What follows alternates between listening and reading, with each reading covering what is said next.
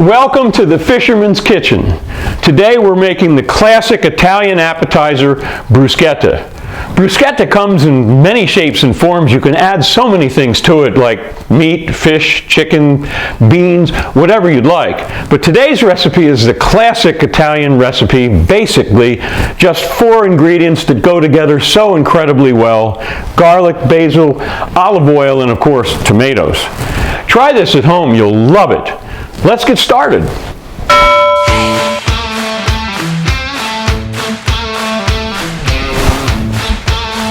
All right, so we're going to start by preparing the tomatoes.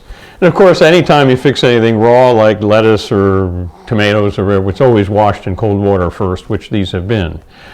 I prefer to use plum tomatoes for bruschetta because they're a meatier tomato as opposed to other varieties. And what we're going to do first is we're going to core the tomatoes and get the seeds out of them. Now you don't have to do this, but I can tell you that it makes for a much better presentation, and it also eliminates the very liquid pulp that's on the inside. And see, that's perfect. That's a great bruschetta shell right there. And we just take out the top of the tomato, and then the pulp and the seeds on the inside. It comes out very easy. It's very quick to do this. I highly recommend you do this. It's a better presentation as well. Look at that. Perfect. Absolutely perfect. So now that you have your tomatoes all cored and seeded, simply slice them into 1/4 to 1/2 inch pieces. Notice how nice and firm the flesh of a plum tomato is. It's perfect for bruschetta. And tomato sauces too.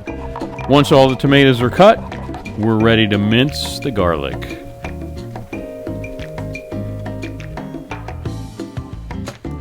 So next we'll finally mince the garlic, and that's to be distinguished between just sliced or even coarsely chopped.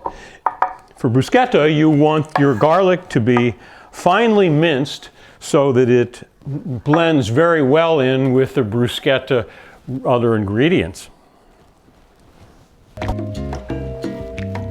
So that's the garlic. Let's go ahead and add that to our beautiful plum tomatoes, and we're going to start on the basil. Beautiful fresh basil. Now that was about 3 medium-sized cloves of garlic, but since my garlic was kind of small, I used 5 or 6. Basil, probably a 1/2 cup of chiffonaded basil leaves. And by the way, we don't want to use the stems. The stems add a rough texture to the bruschetta. So I remove all of the leaves from the basil plant. Oh, this basil smells well. I love the smell of fresh basil. Oh my goodness, absolutely delightful. There we go. That's going to be about enough right there.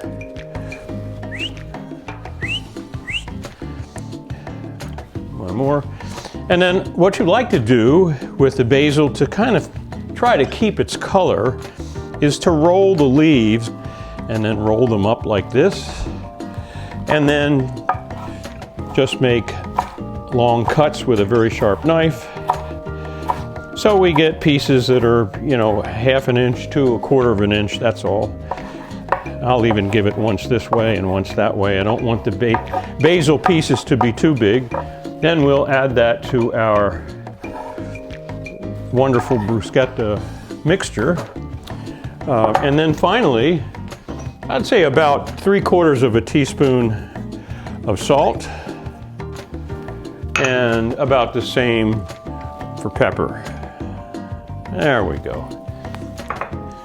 Now we can go ahead and gently mix this. You don't want to be too rough with this because we don't want to smash the tomatoes, but we'll mix this up, and look at that. Oh boy, that's starting to look great already. Yes, sir.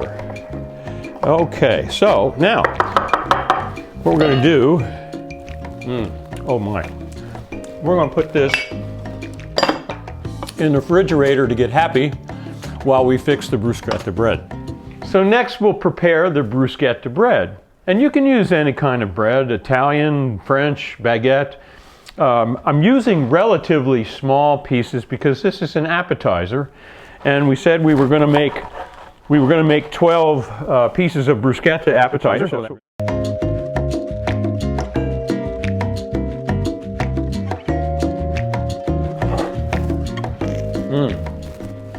That's good. I'm going to line these up and get ready to toast them. Now, if you're just making a small quantity, you could use your toaster. I'm going to use the broiler today because it goes much quicker. And you do have to watch these in the broiler because it only takes about a minute and a half just to get a nice toasty layer on top. I've learned my lesson and have burnt quite a few of these, so you got to keep an eye on them.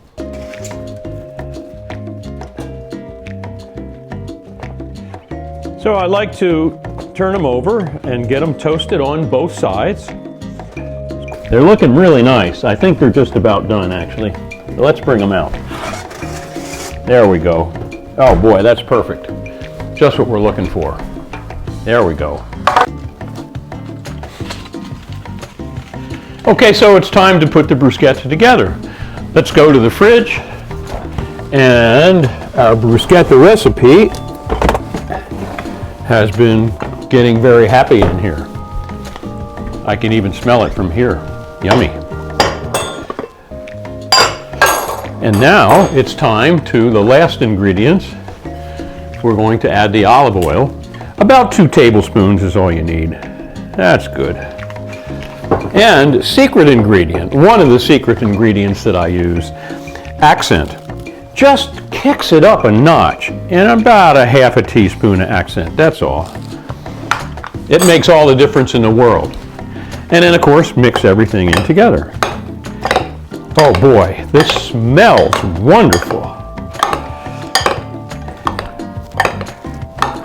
Okay, we're ready to make our bruschetta. Now, for the other secret ingredient, and don't skip this step. This is very important. Melted butter. And what I'm going to do, now we'll just put this right here, is I am going to just brush on a little melted butter on each one of the bruschetta pieces before we put the bruschetta on top of them. And this just adds to the flavor like you can't believe. The marriage between the garlic, tomatoes, olive oil, and the butter on the bruschetta bread is just a perfect combination. So delicious. Okay, we are done with that. That's great. Now, if you like garlic, love garlic like I do, one of the things you can do to add a little extra garlic flavor is on the unbuttered side, just take a piece of cut garlic and just rub on the toasted side of each one of these, and you get a little extra garlic flavor in the bruschetta bread. It's delicious. So let's go ahead and put our bruschetta together. You're going to make a little bit of a mess. It's no big deal.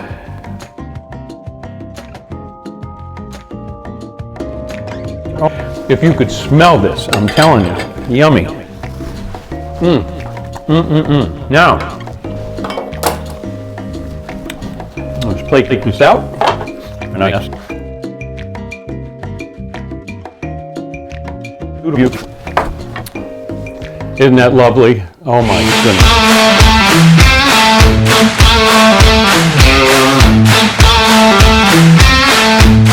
And now my favorite part, the taste test. Let's see.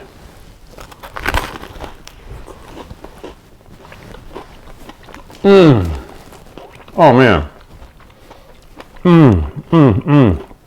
Oh, so full of flavor.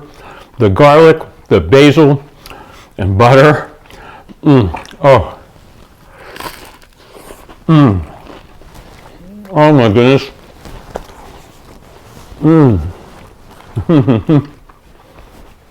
You will love this. And remember, you can get this wonderful bruschetta recipe and many other great recipes in the Fisherman's Kitchen Cookbook, right here at OrsiFisherman'sKitchen.com. Now don't forget to subscribe, and until next time, enjoy. Oh boy, that's good.